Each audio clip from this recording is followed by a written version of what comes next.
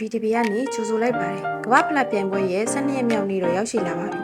ဒီနေ့မှာတော့ပွဲရဲ့6ပွဲထိရှိတဲ့ကြောင့်ဗီဒီယိုတစ်ပုဒ်ထဲအရန်ရှည်သွားမှာဆိုလို့3ပွဲစီဖိုင်2ခုခွဲပြီး YouTube မှာ3ပွဲတင်ထားပေးပြီးကျန်3ပွဲကို TikTok မှာတင်ထားပေးပါတယ်ဗျကဲပထမပွဲဘော့စနီးယားနဲ့ကာတာပွဲနဲ့စထားပါတယ်ဒီနှစ်သင်းဟာအုပ်စု B မှာရမှတ်တမတ်စီရထားကြပြီးနောက်တစ်ဆင့်တက်ဖို့သူနိုင်ကိုယ်နိုင်အပြိုင်ကျဲမဲ့ပွဲမှာဘော့စနီးယားကဘော်ဒီချေ1.50ထိပေးထားပြီးဂိုးပေါင်းချေ3လုံးတရီထိပေးထားတာပါဘော့စနီးယားတို့ဒီပွဲမှာနိုင်ချေရှိပါတယ်ဒါပေမဲ့2ဂိုးနဲ့အထက်သွင်းနိုင်လောက်တဲ့အထိတော့တိုက်စစ်ပိုင်းကအရင်အားကောင်းမနေပါဘူးကာတာဘက်ကလည်း2ဂိုးလောက်ပြန်သွင်းနိုင်တဲ့အထိမစွမ်းပါဘူးဒါကြောင့်ဒီနေ့ပွဲကိုကျွန်တော်ကတော့ဂိုးအောက်ပဲရွေးချယ်ထားပါတယ်ဗျဒုတိယပွဲကတော့မော်ရိုကိုနဲ့ဟေတီပွဲပါ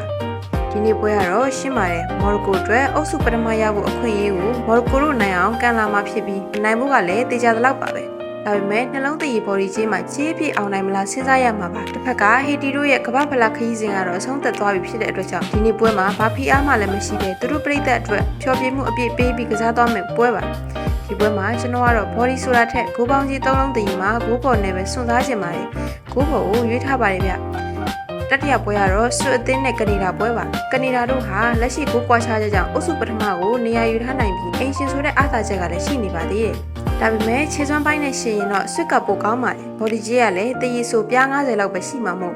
ဒီနေ့ပွဲကတော့အဲ့ဒီဆိုဇာလန်အသင်းနဲ့ပဲဆွန်စားကြည့်ချင်ပါတယ်ဂိုးအောက်ကိုကြိုက်ပါတယ်ဆိုဇာလန်ဘော်ဒီနဲ့ဂိုးအောက်2မျိုးလုံးကိုရွေးထားပါတယ်ဗျ